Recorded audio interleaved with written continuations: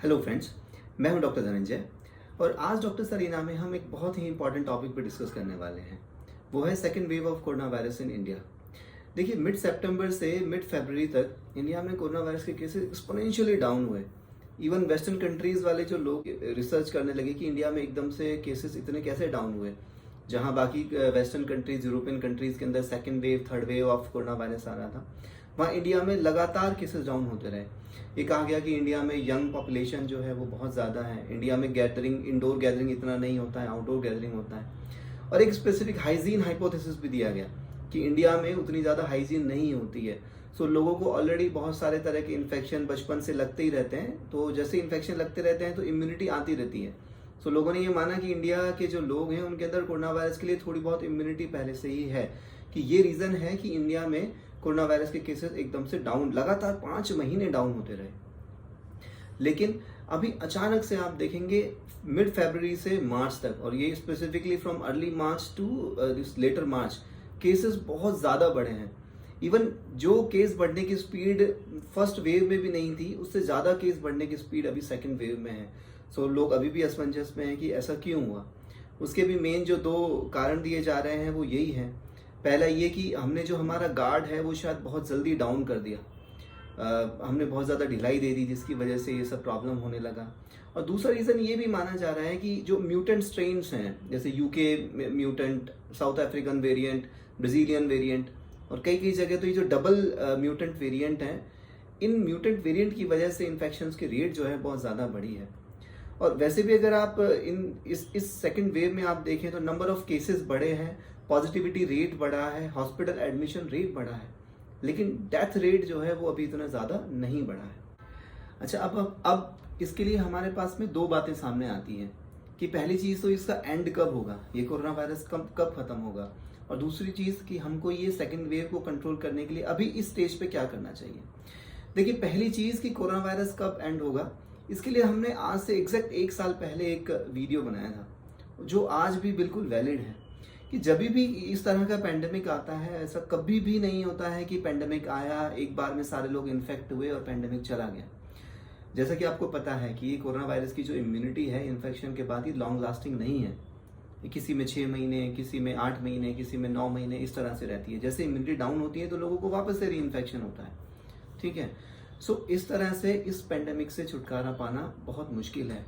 ये तो जो वेव्स हैं, एक के बाद एक वेव आती रहती हैं, first wave, second wave, third wave, fourth wave, but लेकिन जो इम्पॉर्टेंट बात है वो ये है कि मदर नेचर, प्रकृति जो हमारी है, वो इस तरह से एक्ट करती है कि जो भी इससे पहले भी जो पेंडेमिक आए हैं उनमें जो ऑर्गेनिज्म, जैसे कि जो वायरस होता है, उसका वेरुलेंस, उसकी जो हानि करने की जो क्षमता होती है वो कम होती चली जाती है। उससे जो केसेस में सिवियरिटी होती है कम होती चली जाती है, फिर लोगों में धीरे धीरे इम्यूनिटी आती है और वेव्स धीरे धीरे आके फेड होने लग जाती हैं। छोटी छोटी वेव्स आती हैं, फोर्थ वेव, फिफ्थ वेव आती है, धीरे धीरे ये कम होती चली जाती हैं। इसका जो डिटेल वीडियो है कि कोरोना वायरस कब एंड होगा, उसका हमने एक जो वीडियो बनाया हुआ था, उसका लिंक मैं डिस्क्रिप्शन बॉक्स में डाल दूंगा और उसमें आप वो देख सकते हैं।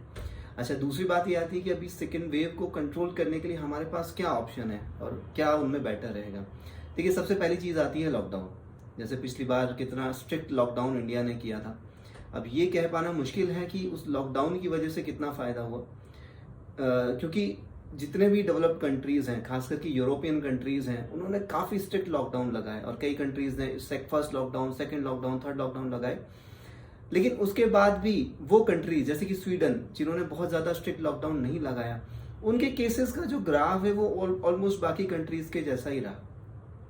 और इसमें स्पेसिफिकली होता क्या है कि जब आप लॉकडाउन लगाते हो तो जो इन्फेक्शन का ट्रांसमिशन, इन्फेक्शन जो फैलना है वो तो कम रहता है, लेकिन जैसे ही आप लॉकडाउन लिफ्ट करते हो तो वो बहुत तेज़ गति से इन्फेक्शन फैलते हैं और वो फिर प्रॉब्लम करता है।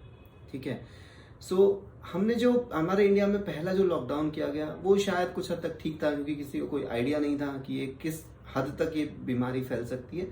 और दूसरी चीज़, उस टाइम पे हमारे पास कोई खास इंफ्रास्ट्रक्चर नहीं था, दवाइयाँ नहीं थे, हॉस्पिटल्स बेड रेडी नहीं थे। आज के टाइम में हमारे पास इंफ्रास्ट्रक्चर भी है, बेड्स भी हैं, काफ़ी सारे ट्रीटमेंट मोडेलिटीज़ भी अवेलेबल हैं। सो कहीं ना कहीं मुझे लगता है कि लॉकडाउन तो एक कोई खास कारगर उपाय नहीं है, क्योंकि लॉकडाउन से केसेस तो कम होते ही हैं, लेकिन हमारी इकोनॉमी पे बहुत ज़्यादा बुरा प्रभाव पड़ता है। और अभी बड़ी मुश्किल से हमारी इकॉनमी ठीक हुई। आपको पता है शेयर मार्केट एकदम हाई लेवल पे है। अगर वापस से लॉकडाउन हुआ है तो शायद इंडिया की इकॉनमी को रिकवर होने में फिर और कई साल और मेरे ख्याल डेकेड भी लग सकते हैं। सो सेकेंड इंपॉर्टेंट चीज़ इस सेकेंड वेव को कंट्रोल करने के लिए है वैक्सीन। देखिए कई लोग मुझसे क्वेश्चन भी पूछते हैं कि पहले तो कहते थे कि वैक्सीन आ जाएगी तो कोरोना वायरस कम हो जाएगा, लेकिन अभी वैक्सीन आ भी गई है तो भी कोरोना वायरस के केसेस इतने ज़्यादा कैसे बढ़ रहे हैं, ये सेकेंड वेव क्यों आया? तो उसका रीज़न ये है फ्रेंड्स कि अभी तक टोटल इंडिया में आज जब मैं आपसे बात कर रहा हूँ तो अभी भी टोटल 6 से 7 करोड़ लोगों को वैक्सीन लगा हुआ है। 130 करोड़ में से 6 से 7 मतलब 4 से 5% लोगों को ही वैक्सीन लगा है। और हर्ड इम्यूनिटी के लिए लगभग 60 to 70% लोगों के अंदर इम्यूनिटी होनी चाहिए। जब 60 to 70% लोग इन्फेक्ट होंगे, उनको वैक्सीन लगेगी, तब जाके हम इस पेंडेमिक से पूरी तरह से निजात पा पाएंगे। सो मेरे ख्याल से इस स्टेज पे सबसे इम्पॉर्टेंट जो चीज़ है वो वैक्सीन लगवाना है। अभी कोविशील्ड एंड कोवैक्सीन इंडिया में हैं, अवेलेबल हैं। दोनों के फेज 3 ट्रायल्स के रिजल्ट्स आ चुके हैं। थाउजेंड्स ऑफ पीपल लोगों में इनके ट्रायल हुए हैं जिनमें कोई मेजर एडवर्स इफेक्ट लगा भी नहीं है। और आप खुद भी देख सकते हैं कि 6-7 करोड़ लोगों में वैक्सीन लगने के बाद भी आपके आसपास के लोगों में भी जो वैक्सीन लगी है उनमें कोई मेजर एडवर्स इफेक्ट नहीं मिले हैं।